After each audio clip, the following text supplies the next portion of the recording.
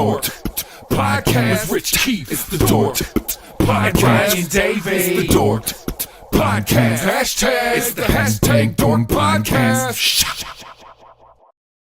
Thanks for tuning in to another episode of Hashtag Dork. My name is Rich Keefe, joined as always by Davey Eyeballs. He is nothing. I get nothing from this one. Nothing from this. I'm looking at the roster here. I don't think any of it. I don't know if any of it makes sense. But either way, all hail the king of ginger ale. It's Ryan Davey. Davey, how are you? Well, that wasn't a very good intro. But no, listen. There's been over 1,000 of these, so it makes me sad. What do you want me to tell you? But you're not going to be sad, Ryan, because we are about to kick off football month here on Hashtag Dork, where we're going to look back at a football film and rewatch it and review it like for the very first time. I'm very excited about this. And this was a great call. It's currently streaming on Netflix. So if anybody needs a refresher on Varsity Blues, it is just sitting there for you on Netflix. That is the topic, Jordan. I'm not even going to ask you, Ryan, because I'm so jacked up to talk about this. Let's start with this. Varsity Blues was released January 15th, 1999. It is 1 hour and 44 minutes. It is rated R. The Roddy T scores, they just don't understand it. 45% critics, 76 audience. This movie cost $16 million to make, and it made around $54 million. What is the Ryan Davey experience with Varsity Blues? Take me back to the first time you saw it and sort of how you've looked at it throughout all these years. I definitely saw it in theaters. I'm not really sure who I saw it with. That part is a little bit hazy, but I think in the mythos of Varsity Blues, the thing I remember the most about this movie, or like adjacent to this movie, was there is a brief moment in time where if anybody, for any reason, at any time, put on My Hero by the Foo Fighters, you would immediately start doing push-ups. 100%. That is 100% true. Like, and I'd be like, I wouldn't even tell anybody. I'd be like, watch this. That is gotta be, and you would just start doing push-ups. That was probably the greatest teaser for a movie of all time. Yeah, it was just that song and push-ups. There was like nothing else. It was like, this movie's gonna kick ass. Yep. Yeah. So this came out early 99, like I said. So I had just completed freshman fall at St. Paul's. So you were a new sophomore. So that we had just met like 4 months prior to this, which also I was flabbergasted thinking about Varsity Blues came out 26 years ago. Yeah. That's insane to me. But this is like right in our wheelhouse. So much like I love like late 90s horror movies, you got some of the same cast or like the same, like, you know, right around that area. Like a lot of people, like 1 degree separation from all these different casts. Varsity Blues was so good. So we had just finished that football season. I'm with you. I don't remember who I saw it within the theater. And this was one I would have had to sneak into because at the time of its release, I was 14. So I wouldn't have been able to see it at certain theaters. Certain theaters were more strict than others. Yeah, I was going to say, the one that we had in like Tingsboro, Mass, like they didn't give a shit. Didn't give two poops. Yeah. Some of the ones they started to crack down because I remember specifically going to like 2 different ones for American Pie, and I couldn't get in, so I didn't see American Pie in the theater. Oh yeah, like that was adamant. They were like no, but that might have been a few months earlier. Was American Pie 98? So maybe I was a little bit younger, or maybe it might have been 98 or 99. I think American Pie. No, because I was. Oh, it was 99. So it was the same year as Varsity Blues. I couldn't see American Pie in the theater. Yeah. No, but I remember it was one of the coolest movie experiences ever because like it was. We all just got licenses. So like me and all my friends could drive. And I remember American Pie came out in the summer, and like there was like 20 of us, and we all drove to see American Pie, and like we're sitting in like a whole row and just laughing the entire time. So funny. It's a good time capsule though. Like those are 2 movies that I think describe 1999 really well. Oh, absolutely. And definitely both 2 movies that could not be made today. No, it'd be very, very different. There are many, many iconic moments from this movie that are basically in the zeitgeist. They were parodied, like not another teen movie parodied them. They're referenced a lot in movies since. You mentioned the push-ups to Foo Fighters, which is great. Josh in the chat already clearly talking about the the whipped cream bikini. That's like an iconic moment that even if you haven't seen the movie, like you're aware of that part. I think some of the football scenes stand out. I think some of the quotes in this movie, like "I don't want your life," like people that's the quote from the whole movie, right? Yeah, that's probably the quote. But I don't want your life. Yeah, it just perfectly delivered. Should have won the Oscar. But then there's some other stuff. Like I think, and maybe this is my own naivete. I was 14 years old.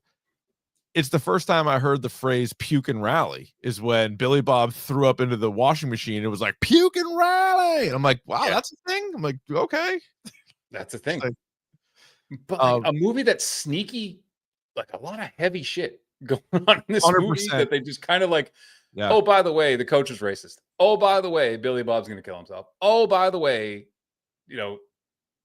Tweeter's got STDs. Yes, yeah, like just glazing over them. And it's like an hour. How long is it? It's like an hour and a half. It's super hour short. 44, and each character something. Even like to a lesser degree, a character like Darcy feels like she has to like throw herself at a guy because it's her only way of getting out of a podunk town. Like there, it is. It's, I mean, similar to what made Friday Night Lights so great. It is kind of that, and there's something. There was talk back in the day of making this into a TV show, and it just never really got off the ground. But I think after Friday Night Lights came out, they're like, nah, we're not going to do that. Does it better. That's just better. No, they would have had to beat them to it, and they might have. Yeah. Had they came out with this in like 2000, 2001, it would have been ahead of Friday Night Lights. But yeah, once that comes out, you're not gonna top it. All right, let's go through some of these characters. Lance Harbor, as portrayed by the late Paul Walker, is the stud quarterback. I love a sports movie, What If? And so let me ask you this. Yeah. If Lance Harbor doesn't get hurt, how good would he have been? And before you answer, he was, according to the movie, the best quarterback in the state of Texas. Midway, like in his senior year, they already said he was 2-year All-State, which to me, I'm thinking sophomore and junior year because they wouldn't have given out that accolade yet. Nope. Darcy says he's going to Florida State, which in 1999 is like the best college. That's the best college football team in the land. Charlie Ward. That's Charlie Ward era, right? Yeah, Charlie Ward was. Yeah, Chris Wenke, I think, was probably 2000. I think he won the Heisman like 2000. Yeah, Charlie Ward like earlier. At 2,000 years old, won the Heisman. Correct. They can't take it away from him. But Lance Harbor, what was the ceiling for Lance Harbor's career? I think I see him as kind of like a second round, maybe like an early second round. Okay. Top, like he's playing the ACC. That's good football. Yes, but it's a different world. If if your knee's that torn up, because remember he was like this. I took a lot of scar tissue out of that. That kid shouldn't even been playing. So his knee was already shredded. Yeah, he's an injury concern, injury risk for sure. Modern medicine, 26 years ago, you might be out. Now you might be able to miss the season and come back. Well, what's wild is like he tore all the ligaments in his knee, and he's like, "What's the best case scenario?" And he's like, "1.5 years." That injury now, I'm not fucking around. Like just for you to like walking is like 4 months. I was gonna say like Adrian Peterson was out for like 8 or 9 months and then ran for 2,000 yards. Right. And like I know kids who are getting like ACLs, MCL surgeries now who are like doing like resistance bands at like 6 weeks. Yeah. Yeah. Like it's nuts, like how good that surgery has gotten. And it's scary because like Tommy John, like if you play football, seriously, like you're going to just expect at some point you're going to tear your ACL. It's just like if you pitch in baseball, like at some point you're going to need Tommy John. Yeah, it's true. It's just a rite of passage. We don't see a lot of game action for Lance Harbor, so it's kind of it's very much like in Friday Night Lights a few years later. It's like Jason Street, where you're told how good Jason Street is. Yeah. I think he's going to Notre Dame, but you never actually see too much game action from those guys. Well, you see him throw a can off his father's head. Yeah, he does. He has no problem doing that. With a cameo by Jesse Plemons. How about that? Lance Harbor's younger brother is Tommy Harbor is Jesse Plemons. Yeah. Crazy. It's like one of his first movies. Yep. That's amazing that he was also in that and in Friday Night Lights. He's in two of the great football TV and film of all time. Little role, like 2 lines, like not or barely a line. Yeah. Weird. Yeah, but that was hilarious. Got a SAG card though. If you get a line, you get a SAG card. No, it's awesome. But like that kind of adds to the history of the movie. Like, oh, by the way, the best actor in the whole thing is the kid actor. Is that kid? Yeah, the 8th grader who barely did anything. Yeah, they were holding him back an extra year for freshman tryouts. That's a good line. Like, nice. Jonathan Moxon, Mox as he is known, he's going to Brown on an academic scholarship because he's a smart guy. Now, smart guy. How good of a player do you think he was? Because he kind of went in there and did all right. Well, I think, it's funny now. Like, even though, what's his name? Coach Kilmer is a prick, right? Real big prick. You do like side with him a little bit because Mox is a little bit of a know-it-all, and he's a little bit of like dude, just fucking run the play I asked you to run, please. Yeah, what is this? I get it. Like, you're the smart trick plays. Like, yeah, can't be doing fucking. It's like 2nd and 4. Like, why are you running like the annexation of Puerto Rico in practice when we're just look, man? I'm just trying to get the playbook down. Yeah, stop it. I agree. There was so I have to tell the story. Reading the book on the sideline, like, come on. One of my favorite high school football moments. You and I think there was a moment where you and I I was like, if I look at Rich, like I'm gonna get in so much trouble. So we couldn't run this play, couldn't run this offense or whatever. And our coach is like, give me the ball. Like, I'll show you how to do it. And it was like a swing pass. And our other coach, this was the most amazing thing I've ever seen. These guys are like in their 50s, right? So our head coach, nicest guy ever, right? But he got pissed. And this is our first year, this year. And he's like, all right, I'll show you how to do this. And he like gets under center and like tries to show our quarterback how to do it. For no reason, the other coach who like ran our defense put himself at like edge and like batted the pass down.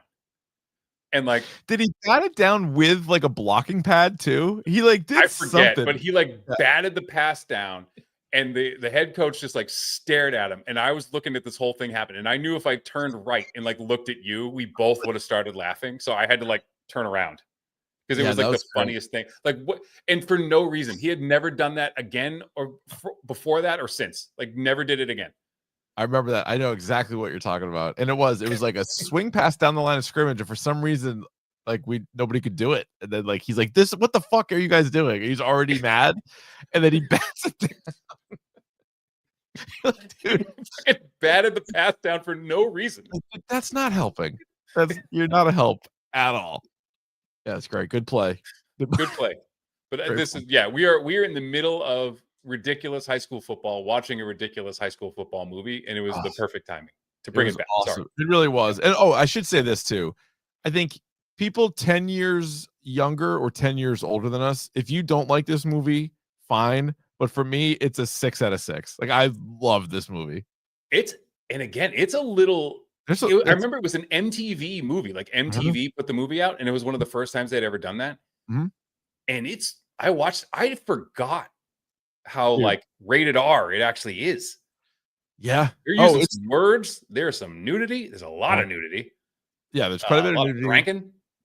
Yeah, high school kids drinking, and like you said, it's way heavier than you would think. Yeah, because you think it's just some like light movie. It's not. No, it's not. Yeah. Speaking of, Wendell Brown is their running back. He averages 133 yards rushing per game, but up until the last game of the season only has 3 rushing touchdowns and those were all from 20 yards out, because as soon as they get in the red zone, Kilmer gives the ball to some white player. Yeah. Fucked up. That is the most fucked up thing. And that's like a throwaway line, and they like never really discuss it again.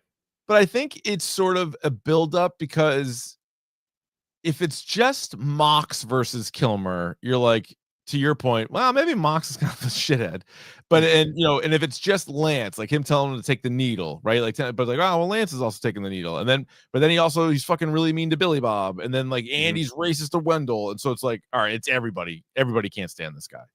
Yeah. That's pretty good. Oh, speaking of that, and we'll get to all these different players, but like the most emotional scene in the whole movie is Billy Bob shooting his trophies. Yeah. I think. And he's like losing his mind, and like, that might be it for him. He left his pig bacon with Mox. Mox goes out to him, and then Mox's whole pitch to Billy Bob is like, dude, don't let Kilmer like get to you. Don't let Kilmer win. Like, who cares about Kilmer? Who cares about Kilmer's like 23rd district title? And he's like, I do. Like the fucking flip side, he's like, I fucking care. And you're like, oh, like, I don't know. That kind of hit me. Even like watching it now, you're like, God damn, like this guy was almost like kind of brainwashed, not brainwashed, but just like growing up in that town.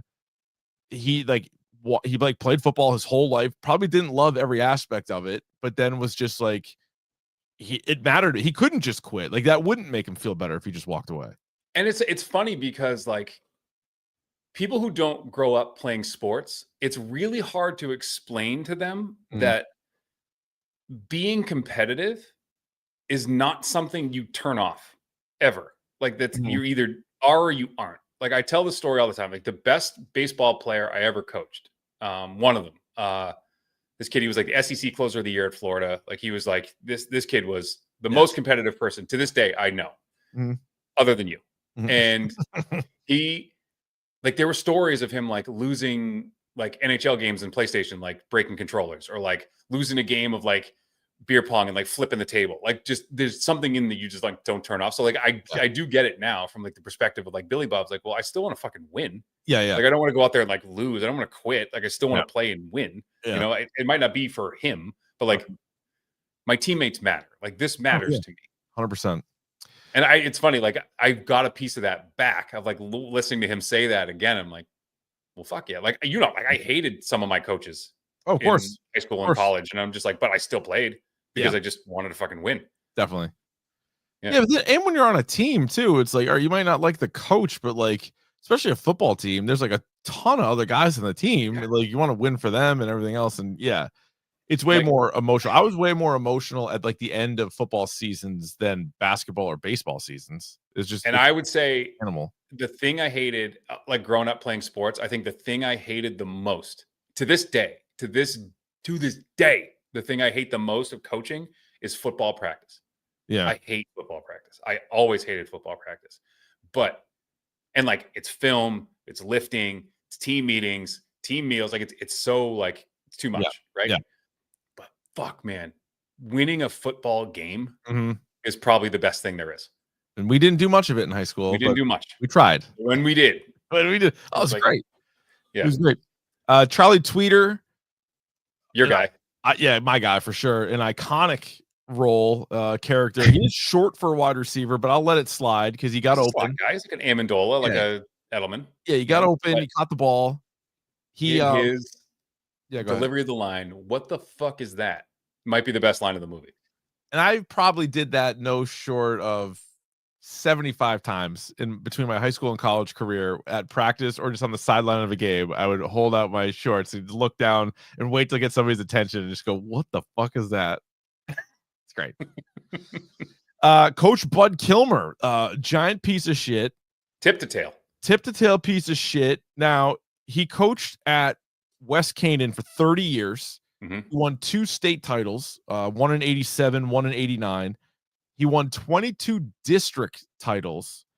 He was the state coach of the year in 89. Now, let me know. I feel like I know the answer to this. And I feel like you know the answer if you asked me this question. If you were in a locker room and it was halftime of a game, whatever the sport might be, and your coach, who also coached your dad, is yelling at you and then says, your dad was a no talent pussy, but like at least he listened. If somebody told you that your dad was a no talent pussy, would you just sit there and stare at the person? No. I do not think I would have that in me to just sit there and stare at the person. No. One of us is going to the hospital, the other's going to jail. Yeah, like that's where we land on that. There's no way that you're just like, yeah, good. Yeah, that's a good thing to say. And he just sits there, and then he eventually attacks Mox and chokes him like Bobby Knight style, and then that's what did it. That was finally and you know me well enough to know I would keep talking until he came at me first, and then I would beat him. Yeah. Now I know I'm the shell of my former self, but I could hold my. I might not win every fight, but you're going to know you're in one. But sure, yeah, scrap it up a little bit. Yeah. You just can't say that stuff. You know, it's cheaper than therapy now. Like I'm just waiting. That's a meme I saw the other day. It's like I'm just waiting for somebody to like pop off. Yeah, at me. Yeah. Oh, I've been waiting all day for this for this exact Scott thing. Jurgensen. Right, yeah, this is what I've been waiting for. I love it. The Harbor family is just loaded because you also have Julie Jules Harbor. So Lance's sister, played by Amy Smart. This is another thing. Late 90s, early 2000s. Amy Smart is also probably as good as it gets. Slept on, especially see Road Trip. Yes, was the high for her. You know, great in Road Trip. Yeah, great in Butterfly Effect. Oh, that's right. Yeah. That's right. And excellent in one of the most rewatchable rom-coms / kind of sneaky Christmas movies, Just Friends with Ryan Reynolds. Friends. Fantastic. He's really, really, really great in that. And apparently, throughout my research here, her and Allie Larder have been great friends for like many, many years. They're great. That makes my heart happy. Me too. Allie Larder also might be the MVP of the movie as her portrayal of Darcy Sears, the head cheerleader who was going out with Lance. And the second she heard he was going to miss the season, tried to hook up with Mox. I get it. And again, she's just looking for a ticket out. Yeah. But she can get out on her own. She's a smart And if I'm Mox, by the way, I would have been shitty enough to be like, you understand that like your ticket out, I'm going to fucking Providence, Rhode Island. Like I'm not going to Tallahassee. Like I'm going, or like Gainesville. I'm going to Tallahassee. I'm going to fucking Providence. Yeah. Have you seen Providence, Rhode Island? Yeah. Like, not great. I don't know. Also, do you think it's kind of shitty that Mox went to Darcy's house? Oh, absolutely. That was real shitty. He's just kind of a scumbucket. Kind of a scumbucket. And he had this like inner monologue with himself and his like really weird younger brother about like, I deserve this. Like, I've been nice long enough. Like I deserve this. He's going by right attitude. By condoms. Yeah. And his brother is like proper condoms for policemen who like eating Burger King. Proper whopper copper condom on. I don't know if it's a strength or a weakness of the film, but both Lance Harbor and Johnny Moxon's fathers are cartoon characters. Turn the page, my man. Turn the page. It's over. Yeah, it's over. It's over. We're done. Yeah. You mentioned Kyle Moxon. That's Mox's brother. We'll have more on him in a moment. Yeah. Miss Davis, also iconic. This is a very memorable scene where she's the sex ed teacher. You get that scene where Mox has like 20 different names for a boner, and then next thing you know, they're at the strip club. Hot for Teacher comes on. How does she get that saline Mustang? Yeah, that's good line there. Yeah, tan, fucking tan. When Tweeter tells his teacher that he still has wood, fucking what a line. And then he reassures her that he is 18 years old. That's right. Which, yeah. Yep, there's a secret wish in my heart. I haven't been to a gentleman's club in many a year. Sure. But I remember thinking after seeing this movie, like, what if I saw someone I knew? Yeah. That's a moment that like, yep. That's a good moment, but like it never happened. But, yeah. All right. I have a bunch of, and this is what I think we're going to do for like movies for football month, but then movies that we rewatch, just sort of questions, comments, concerns for the movie. So everything can sort of fall into this umbrella. So first question is, the last game we see, they win district, right? But it's just district, so they were going to move on. So my question is, do you think the West Canaan Coyotes won state that year? No, because John Moxon says at the end of the movie, I never played football again. So I re-listened to that part, and you're 100% right. He says that. He says something though, but like these days, it's to me a little ambiguous. I think it clearly means he didn't play college football, but I don't know if it means. I don't think with the litany of your star running back is down, your starting quarterback is down, your best lineman is head is mush. So your best player is like 5'4". I don't know how tall Scott Conn is, but yeah, that might be generous. I think that's it for them as districts, I would say. So I agree. So I think the way he words it, I think they had to play another game, but I think some of the, hey, Kilmer's not there, Lance Harbor's taking over. Coaching? A kid? So that's what I'm saying. Like, I just don't think you can do that again. The level of competition is going to be better. And if Wendell can't go, I think the Mox thing is like great. Like a lot of times when a backup quarterback comes in, and you can sort of like shock the team for like a game or two, but like you're not winning state. They're not winning states. No. All right. What do you think the next 5 years looks like for let's start with we'll do like the big 5 or 6 for Billy Bob. The next 5 Billy years. Bob, he's done. He next 5 years he tries maybe a junior college or like a community college or something, hoping to transfer, and winds up farming or doing something. Yeah, like in town. He's not leaving town. he's in West Canaan for the next 5 years. Canaan, and he's a legend there, but like he's not. Pig farmer, doesn't pay for beers. Yeah, lives in West Canaan. What about Wendell? He goes to Grambling. They do say that in the postscript. His mom was doing recruiting for him. He ends up going to Grambling. You think he goes just 4 years of Grambling, solid college player? Gets a solid college player. Maybe gets like a business degree or it's like a law degree from somewhere. By the way, that guy, he played in that actor played in the NFL. I think he might have gotten like a cup of coffee. I read that he played a little bit at Stanford, although I couldn't find any of his stats. I did. He played at I think he probably practice squad. I know he played for the Chiefs, but probably like practice squad. Well, because he does look like he runs well, right? He's like the only one who looks like an actual football player. Correct. He like as much as I love Tweeter, does not really look like it. Although okay, so the Tweeter thing, he's not an athlete because on the last play of the game, the way he holds his hands out. Like the way he holds his hand out to catch the ball, no one would ever do that. Yeah, it's very strange. It's not great. I feel like Mox, and we don't see Paul Walker throw a lot, but both of those guys like are serviceable. I feel like. But Wendell runs like when he gets the ball and is running, you're like, okay, that guy. And there is when he gets hurt and he like kind of pulls up because he has like a calf injury. The hit he takes, is like stuff I dreamed about. As like a linebacker, like someone just like stand straight up and get hurt in front of me. And there's a kid on that team too who hits Mox like leaps at him and hits him right with the top of his head, like right between the eyes. And I'm like, there were some big wild NFL blitz style hits in this thing. Yes, there was too many times where like Wendell would do like a pickup, he'd like block like a blitzer or something, and the guy would do like a full flip over him. And you're like, all right. So my guess is I'm with you. Billy Bob stays in town. I think Wendell probably ends up in like Dallas or Houston, goes like a big city, has like a job. Mox goes to Ivy Leagues and then it doesn't really come back. He's gone. No. Lance, I think probably ends up not right away, but I think he takes over for Kilmer and is the coach. Yeah. What about Darcy and Jules? I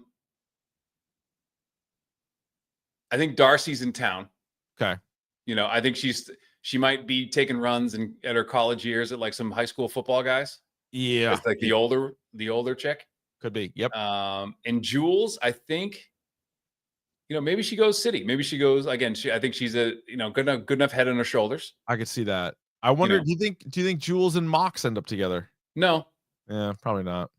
Yeah, because remember he said like she still has another year. Yeah, she's a junior. That never ends well. No, it does not.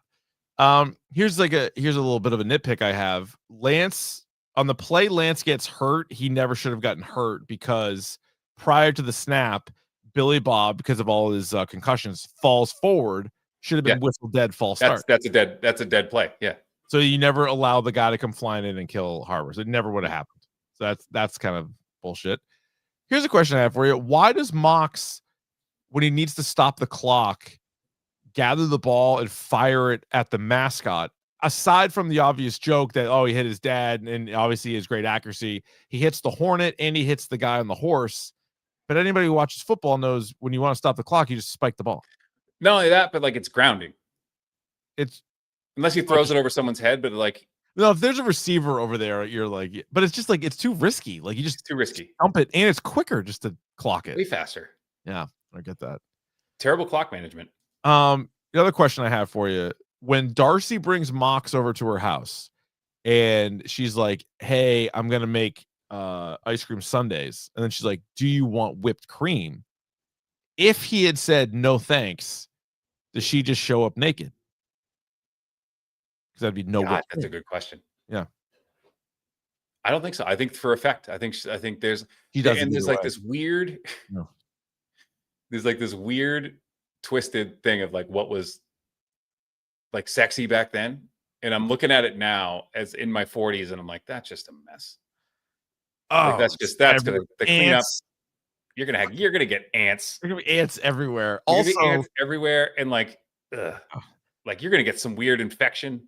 Like, I don't want anything to do with this. listen, I would have to stop you. Listen, can you go clean? We'll do this. Can you just clean up?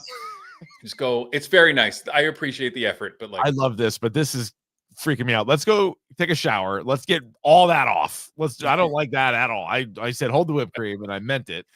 Also, that was really shaving cream they used in the movie because the whipped cream was a fucking mess. There's also a continuity error where they like sort of hug and they actually do kiss. And some of the stuff, some of the but gets on Mox, but then when they pan back out, Mox's shirt's clean. Oh, I don't like that. No. I was going to say she has actually 3 nipples in one shot, and then she has 3 nipples, and he combed his pants like a ton, like soft. when she came out. Soft. As soon as she walked out, they didn't even touch or nothing. She just came all over his pants. And they took that out of the movie, and I thought that was that's why he stopped her. He didn't want to be embarrassed. Have you seen the director's cut where it's all him just combed pants? It's the only additional scene in the director's the deleted. You go on the DVD, it's a deleted scene. He's like, that's it.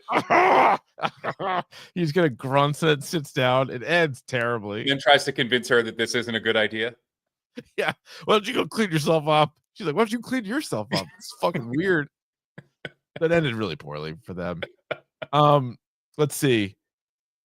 Oh, yeah. You were asking about Lance. So, like, Lance is technically the coach or whatever, but they have a bunch of assistant coaches. And so, any adult could have stepped in that situation. But they don't. They all leave. So Bud Kilmer leaves. All the adults leave. But then there's one scene in the second half of the game where Lance has the headset on. Like, who's he talking to? I don't know. There's nobody to talk to. So here's another funny story. So I was coaching football at my previous school, and like my, I guess, job, like I was running backs and linebackers coach, but like I would during the game, like I would relay like information to like people. I had a headset, like we all, like so you could have a headset. So I was relaying information, whatever. And this guy who like was a teacher and like coached thirds football at some point before I got there, like showed up on the sidelines one day in like coaching gear. Like, I don't know where he got it from. Yeah. And then kept asking me for my headset, like in the middle of a game. And he's like, who are you talking to? What's going on? Dude, like this guy was like the biggest like loser. And he just kept asking me like who I was talking to in my headset. And finally I was like, can you get the fuck away from me, please? Yeah. I'm actually doing something. I've never seen anything like it. This guy just like showed up on the sidelines in like he's fascinated by the technology, like a school football hat, and was just like asking me and like pacing, like following me around on the sidelines. And I was like, get away from me.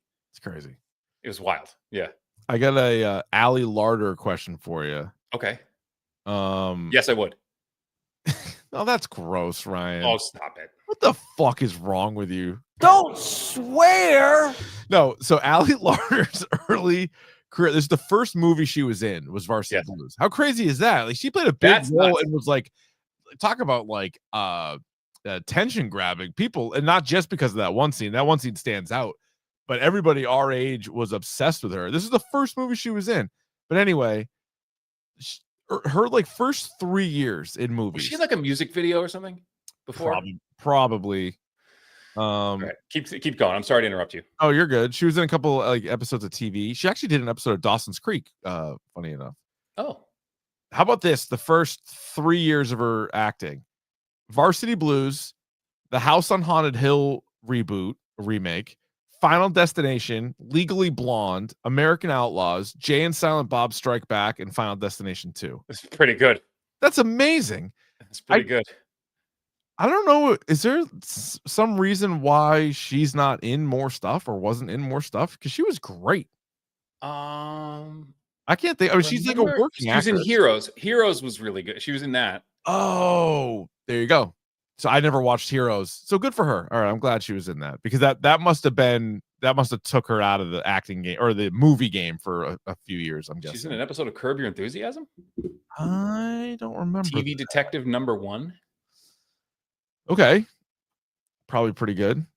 Oh, and good for her. She was in Landman, which I also didn't see. Sorry, never mind. I take it back. She's had a better career. I'm watching. She's in the trailer for Landman. I'm watching now. She looks great. Yeah. Good for Ali Larder. Yeah, fuck yeah. All right, I feel better. Feel better. Yeah. I was saying, like, her movie career. I remember going to the theater with Katie to see that movie Obsessed with Idris Elba, Beyonce, and Ali Yeah, Larter. yeah. Why? What, dude? Why not? Hello, Hello. hello. But anyway, this, not to take a turn here, Ryan. Yeah. This movie has a little bit of a I don't know, it's almost like a bit of a curse around it. So Varsity Blues, Paul Walker obviously died very young at the age of 40. Mhm. And it was in that weird story where he was actually in the passenger seat and they were like going pretty fast. I don't think they were drag racing, but it was really weird No. because he was like in the Fast and the Furious movies Right. and he was not the driver, but they got into an accident and he died. Yeah, and like the engine exploded. Like, Like, I thought they like, but they did. It was like people said like they, they like, crashed, burnt but like up. they didn't. Yeah, but like they didn't hit anything. I think the engine exploded. It was very strange. Yeah. And so that's fucked up. And Paul Walker was awesome. He was in some great movies. So whether you like the Fast and the Furious or not, Running Scared, holy smokes, this is Running Scared, awesome. She's All That. She's All That, good one. By the way, I watched He's All That last night with Rye. Wanted to watch it. How's that? It's awful. Okay. One of the worst movies I've ever seen. I would imagine. Yeah. He was also in Joyride, which is another one of those early 2000 horror movies that I kind of enjoy. And who else is in that with him? There's like a young starlet in there. Oh, it's what is her name? Lily Zabinski. Yeah. Yeah. Yeah. Whatever to her. Like she's another one who just fell off the map. Yeah, she kind of did. So Paul Walker, 40 years old, he died sadly. The actor who played Billy Bob, his name is Ron Lester. He died in 2016 at the age of 45. Yeah. Yeah, so he had, obviously he was a big dude, and he had a surgery done just a few years after Varsity Blues, and he went from like 500 something pounds down to like 200 pounds. Like they did that, and then I guess that was like touch and go based on what I was reading. But he made it through that, and then like years later, he had like liver and kidney failure, and he was only 45 years old. Then Ryan, maybe the most fucked up of it is Kyle Moxon, who played Johnny Moxon's younger brother. His name is Joe Pickler. He was a young actor who was in Beethoven's Third and Fourth, a couple of the Beethoven sequel movies. Yeah. He, in 2006, disappeared, vanished at the age of 18, and he remains like unknown whereabouts. Whereabouts unknown. Parts unknown. Wild. Gone. And they're like, they don't know, and it's like maybe it's suicide, but they haven't ruled it that. His body's never been found, and he was 18 and he disappeared. So he's basically been missing as long as he was like not. It's wild. That's crazy. So anyway, that's some of the stories there with those guys. The only thing I could find when it came to like the casting close calls was Joshua Jackson, believe it or not. Maybe this is fake, but Pacey from Dawson's Creek was up for the role of Jonathan Moxon. So yeah, so I think Pacey they made the right Dawson. I think they made the right call. I think they made the right call. I think first of all, you were able to market it better with the star of Dawson's Creek in Varsity Blues as the star, rather than the sort of the sidekick. And I know he was like a big character, but also we saw him play sports in the Mighty Ducks, and that ain't it. That ain't it. And if I ever see Joshua Jackson, so if I ever see him, I'm gonna be like, listen to me, man. I hated you for the first 6-7 years of your career because I was such a better hockey player than you, and I felt like I deserved to be in the Mighty Ducks over you because you stink. You stink at hockey. That's what I would have said to him. But I hated you. But he would have been like, I'm a glue guy though, and my mom was dating the coach. It's not about that. Right. Yeah, I got put on the team because I'm the captain because my mom's banging the coach. Yeah, sleeping with bad guy Gordon Bombay. I know, bad boy. This movie was nominated for several awards, Ryan. In 1999, the Teen Choice Awards, James Van Der Beek won Choice Movie Breakout, and so he won that. And then the Choice Drama Movie, it was nominated but did not win. I see this movie's a drama. By the way, the Teen Choice Awards. It's a drama, dude. There's fucking in there. Yeah, the Teen Choice Awards. I think it's the one award I would never want to win. And Why so you they feel give out like like it's downhill? no, they give you like a surfboard. I'm like, what the fuck am I gonna do with I'd that? take a surfboard. I'd rather have a surfboard than like a little guy holding like a thing. No, a surfboard. What No, the I fuck wouldn't. am I gonna do with a surfboard? You could try surfing. No, Yeah. Get in the water. no. You could wear one of those shirts. You'd be fine.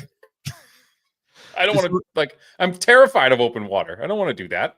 This movie was also nominated for 2 MTV Movie Awards. James Van Der Beek won Best Breakout Performance. Who did he beat? That's a great question.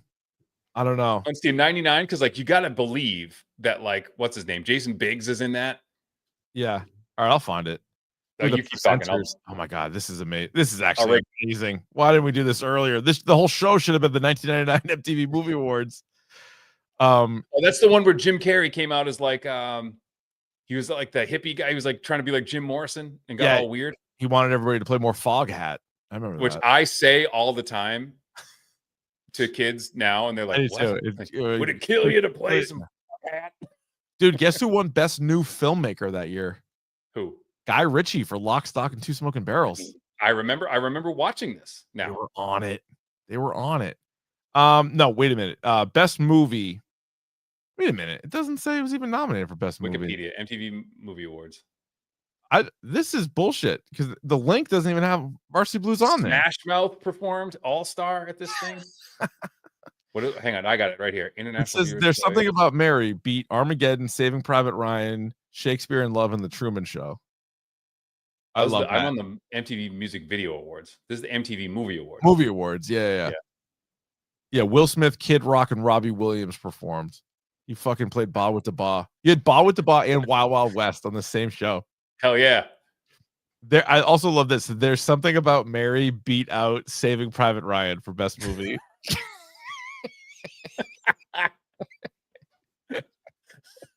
That's awesome. That is Adam so Sandler won Best Comedic Performance for The Waterboy. Yep. Ooh, best villain. Best villain. Matt Dillon for There's Something About Mary and Steven Dorff from Blade tied. They Hell both yeah. won. Rose McGowan was nominated though for Jawbreaker. Oh, so best song from a movie. Nice Guys Finished Last by Green Day from Varsity Blues was nominated, Good but song. it lost to Aerosmith. I Don't Want to Miss a Thing from Armageddon. By the way, okay. I get it. Aerosmith, I Don't Want to Miss a Thing from Armageddon beat Aaliyah, Are You That Somebody, which is a fine song. Uh-huh. Iris by the Google Dolls from City of Angels. That movie sucked. But that song is incredible. Stop it. And Dude, I'm not Jay-Z's gonna Can stop I it. Get a from Rush Hour. Oh, That song rips. That should have won. That definitely should have won. Let's see. James Rain to be breakout male. He beat Ray Allen. He got game. Joseph Fiennes for Shakespeare in Love. Josh Hartnett from Halloween H2O. Wow. And Chris Rock in Lethal Weapon 4. I think he deserved it over those guys. Jesus Shuttlesworth? Yeah, I mean, I don't know if he really I don't know if he was ever in another movie. I don't think he broke out at all. This wagon right here. Best female performance. Cameron Diaz takes home for There's Something About Mary. She beat Jennifer Love Hewitt. Can't Hardly Wait. Jennifer Lopez, Out of Sight. Gwyneth Paltrow, Shakespeare in Love. Liv Tyler, Armageddon. That's a stacked category. That's amazing.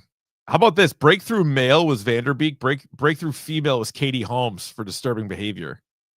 So Dawson's Creek went 1-2 on that. Love it. And she beat Brandy. And I Still Know What You Did Last Summer. Yeah, that was not Rachel Lee Cook. Who? Rachel Lee Cook probably should have. She's All That. Yeah. Dude, She's All That, American Pie, and Varsity Blues all came out in the same year. Yeah. Oh yeah. Hell yeah. Come on. Dude, Katie Holmes beat out Kate Blanchett for Breakthrough. That'd be a good bit is like MTV Movie Award losers. Like Kate Blanchett, Saving Private Ryan. Oh, that's great. That's fun. Wait, I'm trying to think of the movies that came out this year. This is insane. They're incredible. Chucky missed out on Best Villain. Oh, he didn't win Best Villain? Yeah, no, he didn't. Or Jet Li in Lethal Weapon 4. That was pretty. That movie's pretty sweet. Yeah, a lot of good noms here. Best action sequence. Ronin came out this year. The car chase scene in car Ronin chase. is one of the Car chase is the best. unbelievable. Speaking of the movie or the music, the soundtrack is really good for Varsity Blues. They play a bunch of songs in the movie, including Thunderstruck AC/DC, which is like perfect, like during a football game. But it's here's a gripe I have.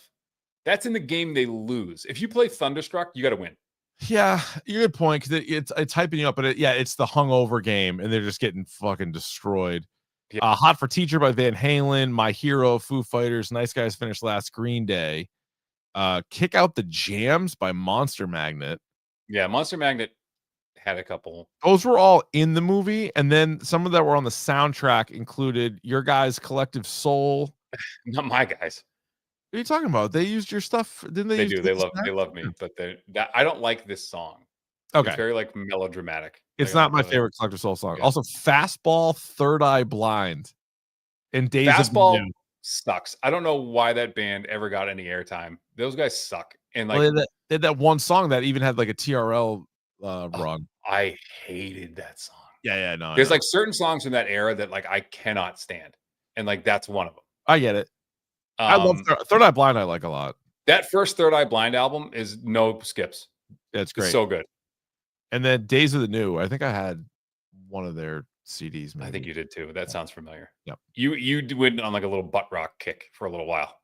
Well, because it was hard, because there were a lot of butt rock bands that tried to like jump on to like the new metal, and it was like in between, and then I'd get fooled sometimes, and I'd be like, oh, I heard one song from them, I think they're new metal, and then you're like, oh, the rest of it's butt rock. No, I remember like there was a lot of like, you know who had a great one song and then the all album was shit was like Trapped. Yeah, Headstrong is awesome, but like the rest of that album's garbage. Yeah. Trying to think, what's the one that was like a spider, like their logo was like a spider. Oh, Cold. Oh yeah, and like Edema. Not Coldplay, Cold. Yeah, then Edema, who's Jonathan Davis's brother. Yeah, they have that song Giving In though, which fucking goes. But that's it. That's all they got. Giving In up against anything. Anything in the world. All right, next week we'll do another football movie. So let us know what you guys think for football movies. You can hit us up at Dork Podcast on Twitter, Instagram, dorkpodcast@gmail.com to email us anytime. Hit us up on YouTube as well. Anything else? Let's go old school. Let's put it to a vote. Oh, should we vote it? We could vote. Let's look to see what's streaming. This was a good one to start, though. Also a sneaky good idea is just doing the MTV Movie Awards from certain years. Well, they just did. So they just did the MTV Music Awards were last night, and I got to tell you, some of the performances were outstanding, including there's a tribute to Ozzy Osbourne that was fantastic. But show stealer Tate McRae. Oh yeah, she did SNL a couple of weeks back. She did with Shane Gillis. That's the only reason why I think I saw it. All right, very good. Thanks for listening. Tell a friend, tell a dork, and Ryan, in the meantime, stay curious. The hashtag Dork Podcast.